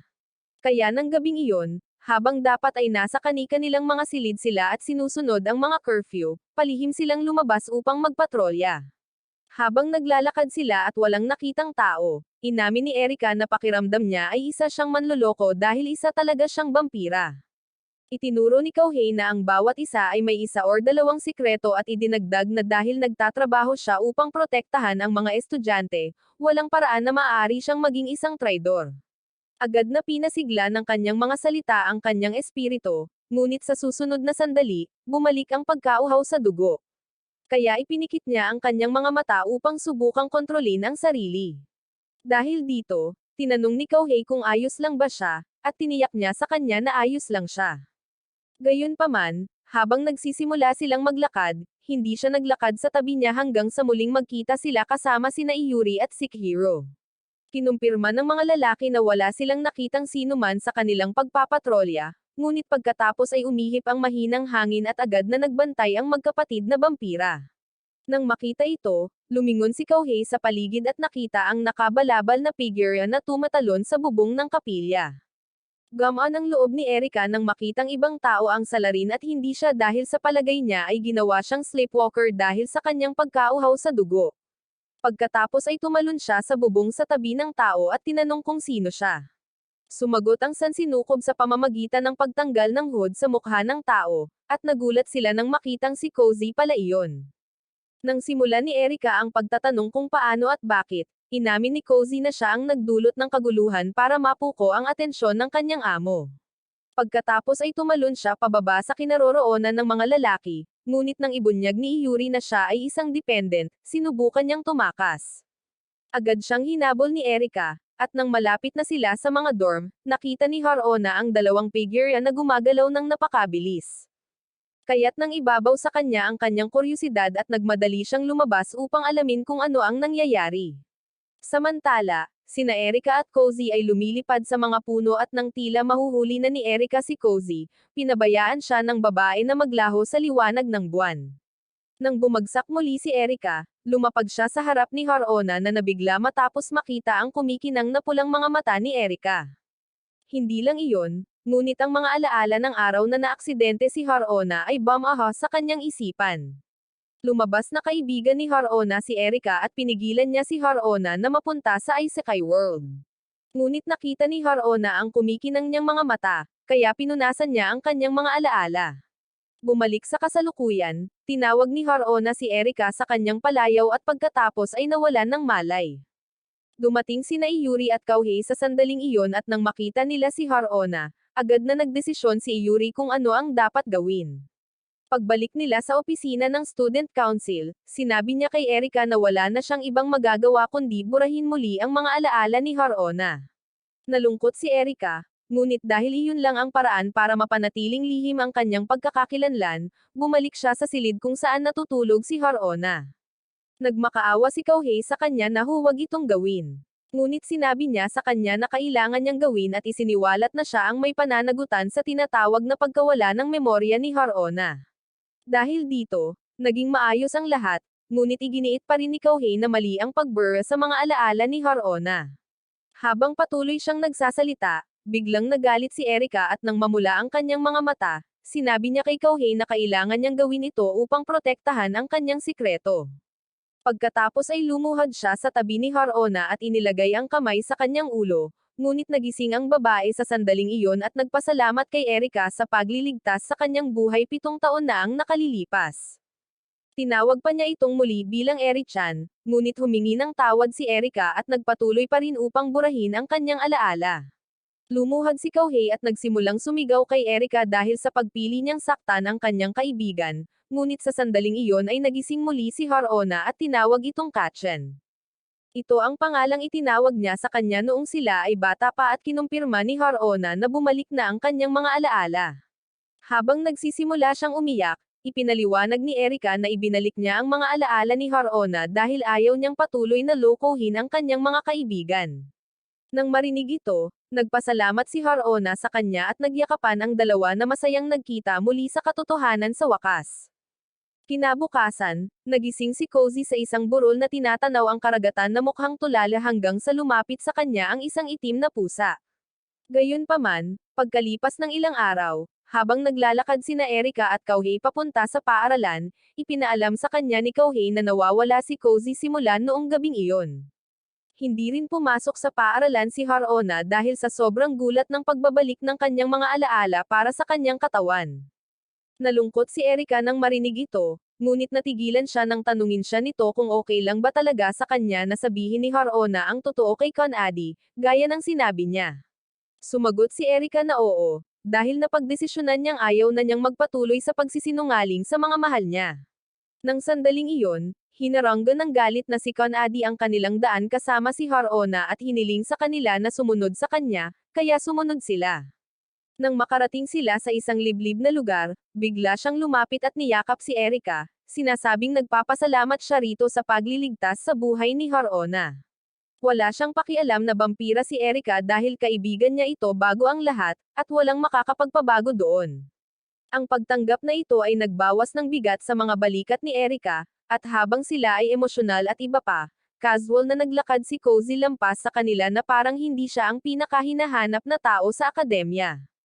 Hindi alam ito, sinubukan ni Conady at Harona na batiin siya, ngunit hindi nila ito pinapansin habang papasok si Cozy sa gusali ng paaralan. Pagpasok niya, nakasalubong niya sina Iyuri at Sikihiro, ngunit hindi sila pinansin ng dalaga at nagpatuloy sa paglalakad papunta sa klase. Dahil dito, tinanong ni Sikihiro si Iyuri kung sigurado ba siyang dependent si Cozy, at kinumpirma ito ni Iyuri, na sinasabing ang kanyang amo ay isang taong kilala nilang dalawa. Nang araw ding iyon, tinanong din ni Erika kung alam ni Iyuri kung sino ang amo ni Cozy, at ang lalaki ay nagsagawa ng isang palabas para sagutin ang tanong. Nang tanungin niya si Erika kung gusto nitong makipagkita sa amo ni Cozy, nagdepensa ito at sinabing hindi na kailangan. Pumasok si Shiro ng sandaling iyon na may dalang tsaa, ngunit pinaalis siya ni Sikihiro, na sinasabing may ilang bagay na hindi niya dapat marinig. Inutusan ni Iyuri si Erika na lumayo sa kaso ni Cozy, at nang sinubukan niyang magprotesta, ipinaalala niya sa kanya ang pangakong ginawa niya. Di nagtagal pagkatapos niyang sabihin ito, pumasok si Kauhei sa silid at napansin na hindi maganda ang dating, ngunit tiniyak sa kanya ni Erika na biro lang ito ng magkapatid. Tungkol naman kay Iyuri, sinabi niyang nahuli si Kauhei at, bilang parusa, kinailangan niyang linisin ang lahat ng banyo sa campus. Gayunpaman, napagtanto niyang napakahirap para sa isang tao na hawakan ito. Kaya, bilang isang profesional na tagapangasiwa, binago niya ang kanyang isip at inutusan si Kauhei na pangasiwaan ang pagpaplano ng cultural festival kasama si Erika. Nang gabing iyon, sa kanilang lingguhang tea party, sinabi ni na Erika at Kauhei sa kanilang mga kaibigan ang tungkol sa kanilang mga bagong tungkulin. Iba-iba ang reaksyon ng bawat isa sa balita, ngunit si Harona lamang ang nagtanong kung bakit ipinagkatiwala ni Iyuri ang gawain sa kanila. Ipinaliwanag ni Shiro na sinusubukan niyang sanayin sila upang maging kahalili niya dahil malapit na silang magtapos ni Sikihiro. Naniniwala pa rin ang dalawa na tinatamad lang si Iyuri, ngunit sinabihan sila ni Conady na huwag mag-alala dahil tutulungan sila ni Iyuri at ng iba pa. Pagkatapos ay nagsimula siyang mag-isip ng mga ideya, at sinundan lang siya ng lahat. Nag-brainstorm sila hanggang 9 nanograms gabi at kinailangang umalis ng mga babae. At habang nakatayo sa labas si Kauhei kasama si Sok-asa, sinabihan siya ni Sok-asa na huwag itago ang kanyang nararamdaman ng matagal. Nagulat si Kauhei na napansin ni Sok-asa na may mali. Ngunit binaliwala lang ito ng lalaki at naglakad papunta sa kanyang silid. Kinabukasan, habang nagbabasa si Cozy sa tabi ng lawa, nilapitan siya ni Sikihiro at sinabing may isang taong gusto niyang makilala. Samantala, pumunta sina Kauhei at Erika sa bayan at, habang namimili, ipinaalam ang tungkol sa paparating na cultural festival. Hindi nag-atubiling mag-alok ng suporta ang mga nagtitinda dahil nasiyahan sila sa sports festival, at nagpapasalamat ang dalawa. Kalaunan, sa halip na bumalik sa campus, pumunta sina Kauhei at Erika sa beach para sa isang maikling pag-uusap, at tinanong siya ni Kauhei kung sino ang dependent. Itinuro niya na simula nang malaman ni Erika na isa si Cozy, nag-ambala si Erika. Kaya, gusto niya itong tulungan sa anumang paraan na makakaya niya. Sa sandaling iyon, nagsimulang umulan, at sa isang mansyon sa isang lugar sa kabundukan, isinama ni Sikihiro si Cozy upang makipagkita sa kanyang master. Ipinaliwanag ni Erika kay Kauhei na ang mga inapo ay mga taong nakipagkontrata sa mga vampira at umiinom ng kanilang dugo. Binibigyan sila nito ng lahat ng pisikal na katangian at katangian ng isang vampira, ngunit nananatili silang tao. Minsan ay natutulog sila tulad ng mga oso, ngunit ang pinakamahalagang bahagi ng kontrata ay hindi nila kailanman maaaring kalabanan ang kanilang master.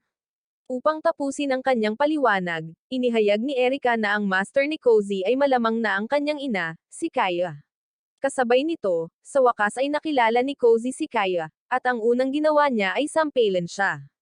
Sinubukan ni Sekihiro na makialam, ngunit pinigilan siya ni Kaya at sinabing nasiyahan siya sa paglalaro ng tag kay Cozy. Sumagot si Cozy na tapos na siya sa paglalaro at sinubukang umalis, ngunit inutusan siya ni Kaya na bumalik at sumunod naman ang katawan ni Cozy. Walang ekspresyon ang mga mata ni Cozy, na nagpapakita na wala siyang kontrol sa kanyang isip at katawan. Kaya, hindi siya nahirapan nang hilahin siya ni Kaya palapit. Sinabi ng babae na ang mga dependent ay ipinanganak upang maglingkod sa kanilang mga amo ng vampira, ngunit hindi niya maintindihan kung bakit tutol ang kanyang anak na magkaroon nito. Pagbalik sa dalampasigan, ibinahagi ni Erika kay Kauhei na upang mapahintulutang pumasok sa akademya, kailangan niyang mangako sa kanyang ina na kukuha siya ng isang dependent sa kanyang pagtatapos. Kung hindi, ikukulong siya sa bahay at mapipilitang tumira doon magpakailanman. Ikinulong siya ni Kaya noon dahil sa palagay niya ay hindi materyal na vampira si Erika, kaya nga niya sinira ang kasunduang iyon noong una pa lang. Nagalit si Kauhei nang marinig ito, ngunit sinabihan siya ni Erika na kumalma at sumumpa na hahanap siya ng paraan para patunayan sa kanyang ina na ang mga vampira ng Gen Z ay hindi nangangailangan ng mga dependent. Gayunpaman, hindi niya maiwasang mag-alala at inalok pa siyang maging dependent nito kung mapapalaya nito ang kanyang ina sa kanyang kaso. Tinanong ni Erika kung nasira ba ang selula ng utak niya dahil malinaw niyang sinabi sa kanya na ang mga dependent ay hindi tao or vampira. Sila ay literal na mga puppet na nabubuhay upang sundin ang utos ng kanilang amo at magsilbing walang katapusang supply ng dugo para sa kanila. Sinabi niya na hindi niya matiis na gumawa ng isang bagay na napakalupit kay Kauhei dahil gusto rin niyang mamuhay bilang isang tao. Sinubukan ni Kauhei na ipakita sa kanya na siya lang ang natatalo sa kasunduan, ngunit ayaw marinig ni Erika ang tungkol dito at sumumpa na hindi siya kailanman magkakaroon ng dependent. Maya-maya, dumating sina Kauhei at Erika sa dorm at nang makarating siya sa kanyang silid, kinuha niya ang dugo na nasa refrigerator niya, ngunit hindi nito napigilan ang kanyang uhaw at natagpuan niya ang kanyang sarili na hinahangad ang dugo ni Kauhei kahit hindi pa niya ito natitikman. Pagkalipas ng ilang araw, bumuo ng pila ang mga estudyante na umaabot hanggang sa abot ng kanilang makakaya dahil bawat isa sa kanila ay gustong magsumite ng isang panukala kay Erika para sa cultural festival. Maingat na sinuri ni Erika ang mga panukala at para sa mga sa tingin niya ay hindi magagawa, ay nag-isip ng mga alternatibong mungkahi. Habang pinapanood ni Kauhei ang kanyang trabaho, sinabi niyang nararamdaman niya ang init na nagmumula sa pasilyo. Sinabi ni Shiro na inaasahan na ito dahil lahat ay nagsisikap na matapos ang mga bagay-bagay bago magsimula ang bakasyon sa susunod na linggo. Ang pagdiriwang ng kultura ay isang napakalaking bagay para sa paaralan, kaya kahit na hindi ito nangyayari hanggang pagkatapos ng bakasyon, walang sino man ang handang sumugal. Hindi nagtagal ay nakisali si Iyuri sa usapan at pagkatapos maging madrama, sinabi niya kay Kauhei na hindi na siya makapaghintay na makita kung paano niya isasagawa ang pagdiriwang ng kultura. Ilang oras ang lumipas, nawala na ang linya at natapos na ng lahat ang kanilang mga dapat gawin, kaya nagpa siya silang tapusin na ang araw. Nang iminungkahi ni Iyuri, na walang ginawa kundi umupo at magpapogi, na magdaos sila ng isang salusalo, sinabihan siya ni Erika na magparty ng mag-isa at umalis kasama si Kauhei. Paglabas nila ng gusali, sinimulan niyang ilista ang mga bagay na dapat pa ring gawin, na nag-udyok kay Kauhei na sabihin na siya ay naging workaholic. Sumagot si Erika na ang pag-iisip na makitang masaya ang lahat ang nag-udyok sa kanya na magtrabaho at hindi maiwasan ni Kauhei na humanga sa kanya. Pagkatapos ay nagpatuloy sila sa pag-uusap ng mga ideya hanggang sa makarating sila sa dorm at naghiwalay ng landas. Gayunpaman, nakatanggap si Erika ng imbitasyon mula sa kanyang ina sa anyo ng isang itim na pusa, kaya wala siyang ibang nagawa kundi parangalan ito. Pagdating sa kanyang dating bilangguan, hindi siya komportable, ngunit mas lalong lumala ang sitwasyon nang marinig ang boses ng kanyang ina. Pabiro siyang sinabihan ng babae na maganda ang itsura niya at tinanong kung bakit hindi pa ginawa ni Erika na dependent si Kohei. Ipinaalala niya sa kanya na nauubusan na siya ng oras para tuparin ang kanyang pangako at tinanong ni Erika kung bakit kailangan niyang kumuha ng dependent. Ngumiti si Kaya at tinawag siyang talunan, na sinasabing alam na niya ang sagot dahil ang pagsasali ng dugo ay halos hindi makakapagpawi ng kanyang uhaw. Alam na alam ni Erika na tama si Kaya, ngunit tumanggi pa rin siyang aminin ito at sumumpa na hahanap siya ng paraan para malimpasan ang buong kasunduan tungkol sa pagiging umaasa sa mga vampira dahil tumanggi siyang mamuhay sa paraang gusto ni Kaya. Kinabukasan, inanunsyo ni Adi at Yuri kay Kohei at sa iba pa na magkakaroon sila ng isang beach episode. Ideya lang iyon ni Adi para matulungan silang tanggalin ang stress mula sa lahat ng plano para sa cultural festival sa isang araw, at naiguhit na niya ang lahat ng aktibidad na gusto niyang gawin nila. Ang kanyang mga drawing ay malayo sa antas ni Picasso, kaya tinawanan sila ni Tsukasa, ngunit sinabi ni Kohei na gusto niya ang kanyang mga ideya. Sa kasamaang palad, sinabi ni Shiro na hindi siya sasama sa kanila dahil kailangan niyang magsanay ng sayaw para sa Autumn Festival sa shrine. Nalungkot si Adi tungkol dito dahil gusto niyang magsaya kasama ang lahat. Pagkatapos ay iminungkahi ni Harona na panoorin nila ang fireworks display mula sa shrine upang hindi maiwan sina Shiro at Sekihiro. Sinabi ni Sekihiro na ayos lang basta matapos nila ang pagsasanay bago ang oras ng pagpapakita at naghiyawan ang lahat. Nang gabing iyon, nakatayo si Erika na nakatitig sa kanyang supply ng dugo at kinumpirma ang kanyang sarili na hindi niya kailangang magdala ng kahit ano sa beach dahil kaya niyang kontrolin ang kanyang kagustuhan sa dugo. Kinabukasan, lahat ay dumating sa dalampasigan ayon sa plano at dumiretso sa paglalaro sa tubig at pagsasagawa ng iba pang masasayang aktibidad sa dalampasigan. Naglaro rin sila ng beach volleyball, ngunit pagkatapos ng laro, naramdaman ni Erika ang kanyang kagustuhan sa dugo nang hawakan ni Kohei ang kanyang balikat. Nagkataong nakita ni Yuri ang lahat mula sa kanyang lounge chair, ngunit pinili niyang huwag magsalita. Nang gamabi na, nagtipon-tipon ang lahat upang mag-barbecue, ngunit si Erika ay nakaupo sa tabi ng dalampasigan at sinusubukang pigilan ang kanyang pagkauhaw. Nang dumating si Kohei para dalhan siya ng tubig, natarante siya ngunit nagawa niyang pakalmeyan ang sarili. Nakatulong din na hindi siya umupo nang malapit sa kanya habang nag-uusap sila tungkol sa kung paano lumipas ang araw sa isang iglap. Inisip ni Kohei kung lilipas din ba ang cultural festival sa isang iglap at sinabi sa kanya ni Erika na ang pinakamahalaga ay ang gumawa sila ng mga alaala sa araw na iyon. Sumang-ayon si Kohei sa kanyang paraan ng pag-iisip at sinabing umaasa siyang ang mga alaalang nabuo nila ay magiging maganda. Pagkatapos nilang mag-usap ng kaunti pa, iminungkahi niya na sumama na sila muli sa iba. Ngunit nang iunat niya ang kanyang kamay kay Erika upang kunin, muling sumakit ang katawan nito, kaya tumakbo siya palayo. Habang pinag-iisipan ni Kohei na habulin siya, tumalon pababa si Yuri mula sa bato sa likuran niya at isiniwalat na malapit nang maabot ni Erika ang kanyang limitasyon. Ipinaliwanag din niya na kung patuloy na tatanggi si Erika na uminom ng dugo ng tao, hindi niya makokontrol ang kanyang mga pagnanais bilang vampira at patuloy na masasaktan. Ang pinakamasamang bahagi ay lumampas na siya sa punto kung saan kayang pawiin ng kanyang mga blood bag ang kanyang uhaw at umaasa siyang walang mangyayari sa kanya. Bago umalis, itinanam niya ang ideya na maging isang emergency blood supply para kay Erika sa isip ni Kohei kahit alam niyang may hero syndrome ang lalaki at hindi mag-aatubiling gawin ito. Pagkatapos lumubog ang araw, nagtungo ang grupo sa dambana. Habang si Yuri ay nagsilbing tour guide na nagbibigay sa lahat ng kasaysayan ng mga tungkulin sa dambana ng pamilyang Toby, si Kohei ay nanatili sa likuran kasama si Erika.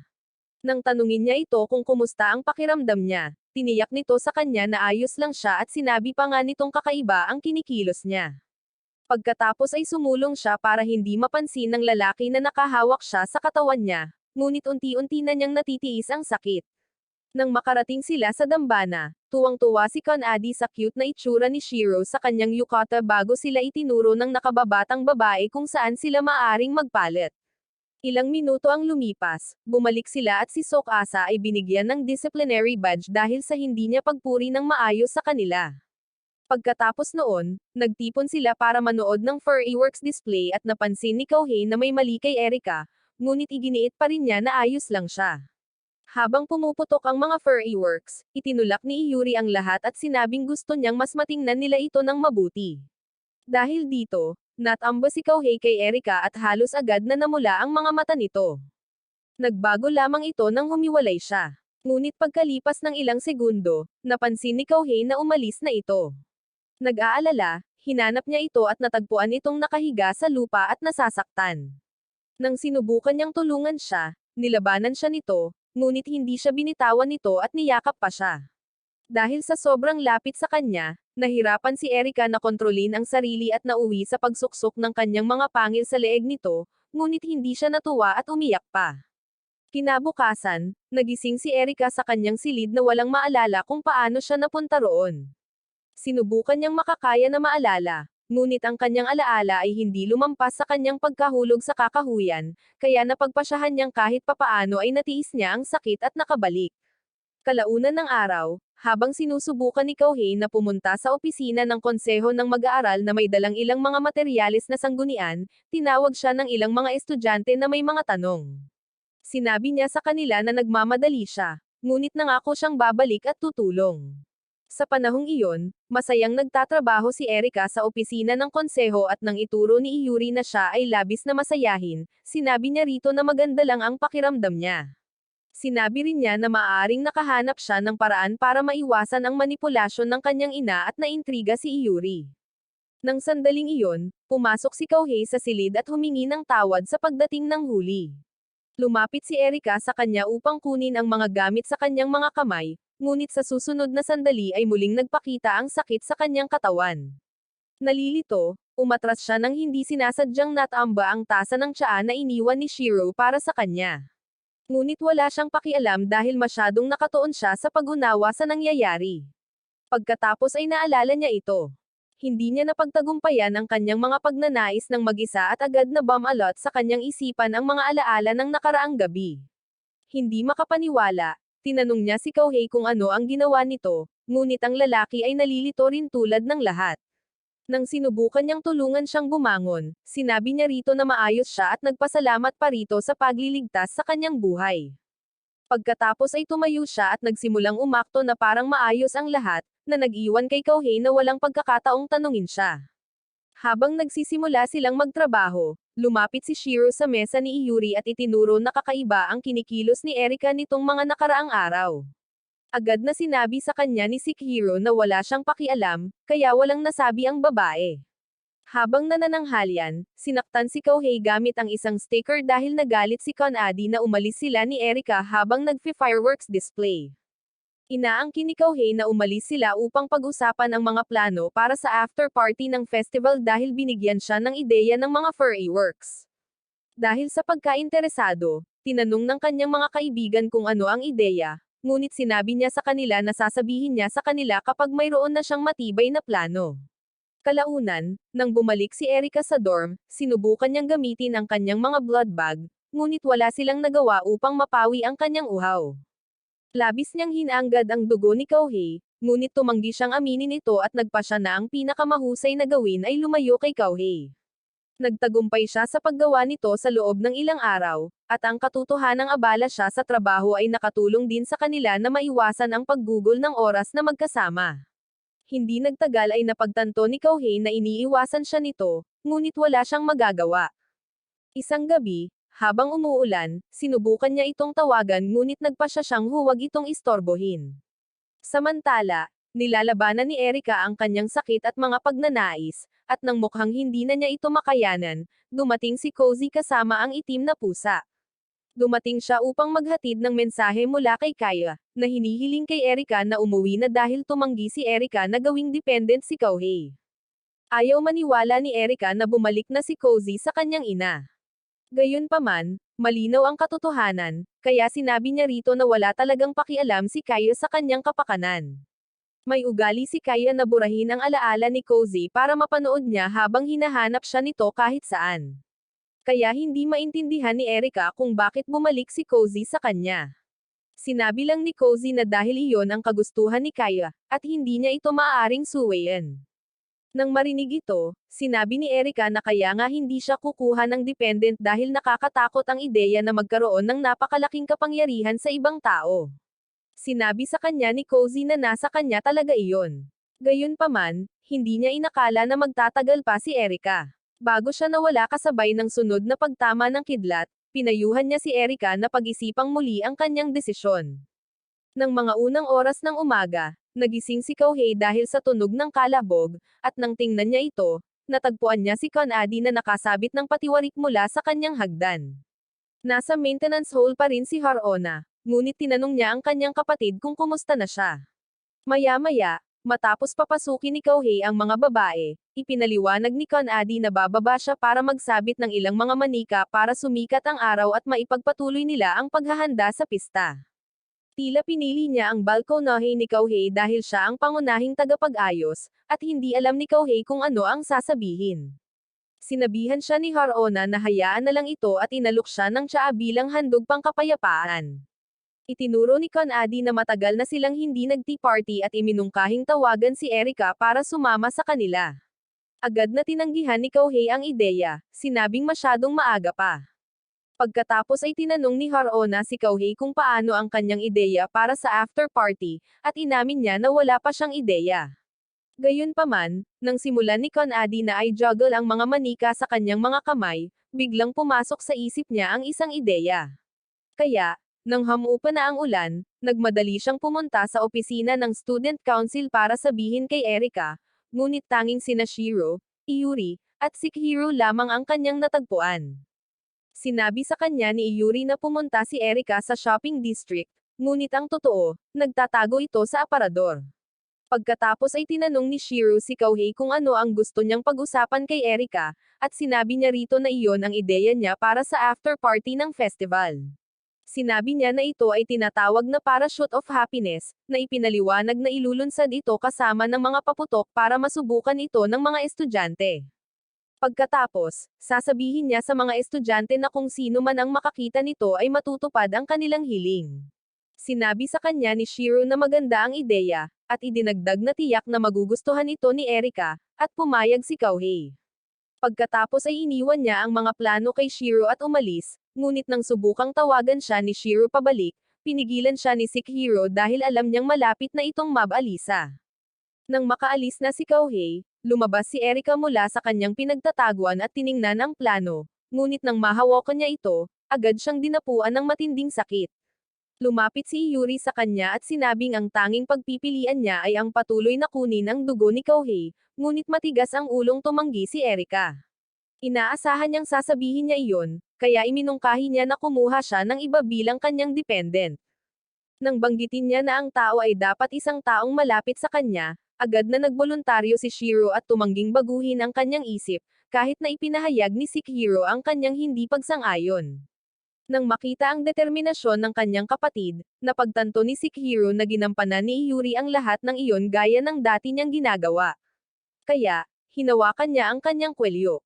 Sa kasamaang palad, walang nagawa si Sikihiro kay Yuri dahil siya ang kanyang amo. At nang sandaling utusan siya ni Yuri na pakawalan, sumunod si Sikihiro.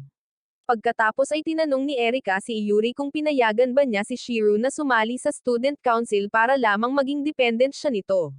At sinabi ng lalaki, oo parang ganun na nga. Dahil dito, napagpasyahan ni Erika na hindi na siya muling manipulahin. Kaya, niyakap niya si Shiro at nangakong hahanap ng ibang solusyon sa kanyang problema. Sa kasamaang palad, mas madaling sabihin iyon kaysa gawin. Kaya, nang gabing iyon, sinubukan niyang puntahan si Kohei, ngunit nagbago ang kanyang isip sa huling segundo. Kaya, ibinaba na lang niya ang mini parachute na kasama niya sa mga plano at umalis. Ang nakakagulat ay bumalik siya sa bahay at hinayaan si Kaya na ikulong siya, ngunit ikinagalit iyon ni Kaya. Hindi siya makapaniwala na pinili ni Erika ang pagkabilanggo kaysa sa paggawa ng natural na bagay. Kaya, tinawag niya itong isang bigo. Kinabukasan, paglabas ni Kohei sa kanyang silid, natagpuan niya ang parachute sa harap ng kanyang pintuan. Kaya, dumiretso siya sa opisina ng konseho ng mga estudyante upang hanapin si Erika. Sinubukan ni Shiro na sabihin sa kanya ang totoo, ngunit pinigilan siya ni Sikihiro dahil hindi naman talaga iyon ang kanyang lugar. Pagkatapos ay tumayo si Yuri at sinabi kay Kouhei na maganda ang kanyang plano para sa after party at dapat niya itong ituloy. Walang problema si Kouhei dito, ngunit sinabi niyang gusto pa rin niyang malaman kung ano ang iniisip ni Erika. Dito, isiniwalat ni Yuri na nakauwi na si Erika, at sinimulan ni Shiro na sisihin ang kanyang sarili. Sinubukan siyang pigilan muli ni Sekihiro, ngunit ang pagkakasala ng babae ay labis para sa kanya. Kaya, nagpatuloy siya sa pagsasalita at ikinwento kay Kouhei kung paano siya nagboluntaryo na maging dependent ni Erika. Habang lalong humihikbi, hiniling ni Yuri kay Kouhei na lumabas kasama niya ng ilang minuto at pagkatapos ay dinala siya sa kapilya para mapag-isa sila. Doon, ipinaliwanag niya na kapag ang isang vampira ay nakainom ng direkta mula sa isang tao, tumitindi ang kanilang mga pagnanais na vampira. Gayunpaman, kung magpasya silang huwag nang magpatuloy, sasamahan ng hindi matiis na sakit ang mga pagnanais na iyon. Nang makita ni Shiro na nagdurusa ng ganoon si Erika, inalok niya itong maging dependent niya, ngunit dahil siya ay, tumanggi si Erika at umuwi. Dagdag pa niya na dapat tanggapin ni Kouhei ang desisyon ni Erika or tulungan itong bumalik sa paaralan. Nangako rin siyang hihintayin ang sagot ni Kouhei at pagkatapos ay iniwan siyang mag-isa upang magnilay-nilay. Habang tumatagal ang araw, automatikong ginawa ni Kouhei ang kanyang gawain, ang kanyang isip at mga iniisip ay tungkol kay Erika. Alam niya kung gaano niya kamahal ang paaralan at sinubukan niyang isipin kung gaano siya nagdurusa dahil sa kanyang genetic makeup. Nang magtanong ang ibang mga estudyante tungkol kay Erika, binigyan niya sila ng mga dahilan para sa kanyang pagliban, at iyon ay mas mahirap kaysa sa kanyang inaakala. Habang nanananghalian, nagkaroon siya ng libreng oras, ngunit dahil sa labis na pag-iisip, napagkamalan niyang si Harona si Erika. Nang marinig ito ni Kanadi, sinimulan siyang pag-alitan ni Kanadi. Ngunit ipinagtanggol siya ni Harona, na sinasabing malamang na stress lang siya. Nang hindi nagsalita si Kouhei, naisip ng magkapatid na may problema, kaya ipinahayag ni Kanadi na magkakaroon sila ng emergency tea party pagkatapos ng klase para makapaglabas ng sama ng loob si Kouhei. Inutusan niya si Kouhei na imbitahan si Erika dahil magkasama silang nagtatrabaho, ngunit hindi niya masabi sa kanya na wala si Erika. Kaya, nang gamabi na at nagtipon ang lahat para sa party, bumalik si Kouhei at sinabi sa kanila na nahuli si Erika na may ginagawa at hindi siya makakadalo. Hindi ito inisip ng mga babae at sinabing hahanapin na lang nila si Erika kinabukasan at makikasama sa kanya. Matapos marinig ito, napagtanto ni Kouhei na hindi niya maaaring itago ang katotohanan, kaya isiniwalat niya na umalis na si Erika at hindi na babalik. Sinimulan niyang sisihin ang sarili, ngunit hindi pa siya nakakalayo ay pinatakan na siya ni Kanadi ng sticker sa ulo nito. Ayon sa kanya, masyadong mahal ni Erika ang paaralan para tumigil na sa isang bagay na bigla na lang umano niyang ginawa. Sinabi niya kay Kouhei na sa halip na umupo at umiyak na parang talunan, dapat siyang humingi ng tawad kay Erika at ibalik ito sa paaralan. Idinagdag din ni Tsukasa na oras na para maging alpha male, at tila iyon ang wake-up call na kailangan ni Kouhei dahil bigla siyang sumigla at sumumpa na ibabalik niya si Erika kahit ano paman. Pagkatapos ay tumakbo siya palabas na parang isang lalaking may misyon at hindi tumigil hanggang sa matagpuan niya sina Yuri at Sekihiro, na nagkataong naghihintay sa may gate. Malugod na inalok ni Yuri na dalhin si Kouhei para makita si Erika, at labis na nagpapasalamat ang lalaki. Samantala, si Erika ay nasa kanyang selda na lumalaban sa isa pang alon ng sakit. Nang dumating si Cozy para ipaalam sa kanya na gustong makausap siya ni Kaya, ilang sandali pa, dumating sina Yuri, Sekihiro, at Kouhei sa bahay at dumiretso kay Kaya para kausapin. Nang makita ni Kaya si Kouhei, tinanong niya kung pupunta ba ito para maging dependent ni Erika, at sumagot ito na pupunta siya para bawiin si Erika. Nagulat at nainis siya sa katapangan nito, ngunit mas lalong nainis siya. Kaya, tinanong niya kung paano ito nakakatulong kay Erika.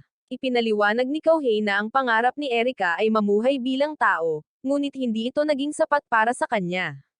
Kaya, pinalipad siya ni Kaya gamit ang kanyang mga kapangyarihan. Pagkatapos ay nilapitan niya ito at sinabing walang karapatang magsalita ang isang tao tungkol sa mga bagay na may kinalaman sa mga vampira dahil wala silang naiintindihan tungkol sa kanila. Nang sumunod na sandali, hinawakan niya ito sa leeg at habang sinisimulan niyang pisilin, sinabi niya sa kanya na ang bawat vampira ay nangangailangan ng dependent para mabuhay. Nangatuwiran pa rin si Kauhei na hindi interesado si Erika sa ganoong pamumuhay.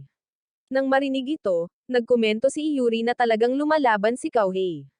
Ngunit ang paraan ng kanyang pagsasabi nito ay nagpaisip kay Sekihiro na muling minanipula ni Iyuri ang sitwasyon. Hindi ito itinanggi ni Iyuri at ipinaalala kay Sekihiro na noon pa man ay mataas ang kanyang inaasahan kay Kauhei. Hindi nagustuhan ni Kaya ang salitang iyon, ngunit nilinaw ni Iyuri na wala siyang panig kanino man at gusto lamang niyang makita ang resulta ng pagpili ni Erika. Sumagot si Kaya na ang tanging resulta ay ang pagkasawi ni Kauhei. At habang sinisimulan niyang pisilin ang lalamunan nito, dumating si Erika at nagmakaawa sa kanyang ina na palayain si Kauhei. Bilang tugon sa kanyang pakiusap, inihagis ni Kaya si Kauhei kay Erika at hiniling na gawin niya itong dependent agad-agad. Nagbanta siya na tatapusin niya si Kauhei kung hindi ito gagawin ni Erika, ngunit tumanggi pa rin si Erika. Pagkatapos ay kinausap siya ni Kauhei, sinabing darating ito para kunin siya pabalik, ngunit sinabi niya sa kanya na hindi na siya babalik dahil manganganib ang buhay nito. Tila hindi iyon iniisip ni Kauhei at tinanong kung bumuti na ang kanyang kalagayan simula nang bumalik siya. Nang hindi ito sumagot, nahulaan ni Kaya na hindi ang sagot nito at sinabi niya na kung babalik ito, hindi siya mag-aatubiling ibigay ang dugo nito paminsan-minsan para maibsan ang sakit nito. Ikinatwira ni Kaya na katawa-tawa lang siya dahil sa sandaling matikman muli ni Erika ang dugo nito, hindi na niya ito mapipigilan at gagawin niya itong dependent. Sinabi ni Kauhei na wala naman talaga siyang pakialam at nasa kay Erika na ang desisyon kung ano ang gusto niya dahil buhay niya iyon. Pagkatapos ay inalok niya ang kamay kay Erika at sinabing hanggat kasama niya ito at ang kanilang mga kaibigan, hindi siya kailanman mag-iisa or magdurusa. Labis na ikinadismaya ni Kaya, hinawakan ni Erika ang kamay ni Kauhei at sabay silang lumabas ng bahay. Pagkatapos ay pumunta sina Iyuri at Sekihiro sa isang burol at tinanong ni Sekihiro si Iyuri kung iyon na ba ang inaasahan niyang resulta. Sumagot si Iyuri na hindi niya alam dahil umuunlad pa lamang ang kanilang relasyon. Pagbalik sa loob ng bahay, patuloy na nagrereklamo si Kaya, ngunit sigurado siyang magbabago pa rin ang isip ni Erika. Kaya, inutusan niya si Cozy na bumalik sa paaralan at bantayan ang bawat kilos ni Erika. Ilang sandali pa, dumating sina Kauhei at Erika sa paaralan at sinalubong sila ng kanilang mga kaibigan na naghintay sa kanila buong gabi. Pagkalipas ng ilang araw, nagsimula ang cultural festival at naging maayos ang lahat salamat sa mahusay na pagpaplano ni Kauhei. Ang after party ang pinakamagandang bahagi at tinanggap ng maayos ni Kauhei ang maliit na ideya ng parachute.